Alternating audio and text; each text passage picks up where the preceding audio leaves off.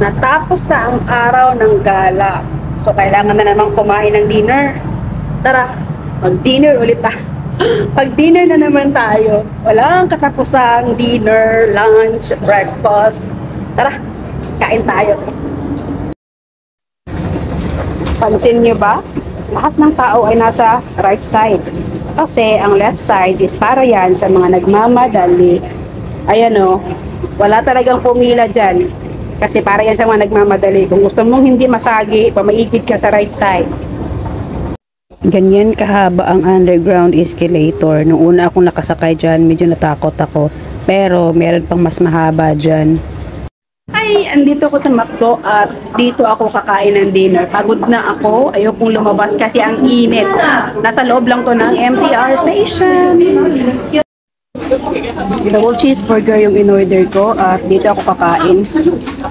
Kasi yung init-init. Kaya ko yung lumabas. Sa loob lang to ng MTR station kaya dito na ako umorder. Ito na pala yung in-order ko. Double cheeseburger, french fries, at saka Fanta. Wala silang Coke. So, ito na lang. Tara, kain tayo. Gutom na ako. Bye! Alam mo yung gutom ka na. Lahat na lang nang makita mo sa daan, gusto mo kainin. Pero hindi pwede. Kailangan mo umuwi o kailangan mo makarating kung saan ka pwede para at least ba yung oras. Ay, naging photographer pa ako for today. Meron akong mga nakilalang mga Pinoy. Photographer ako for 30 minutes.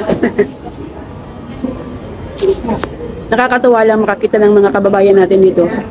Nagtutour, buong pamilya. Makikita mo si nanay, pagod na. Sakit na daw yung paan niya, kakalaka. Dapat ang init pa. Ako talaga hindi ko nire-recommend na pumunta ng Hong Kong ng summer. Kasi ang pangit talaga ng init dito. Basta. Nire-recommend ko yung papunta na ng winter or patapos ng winter. Yun.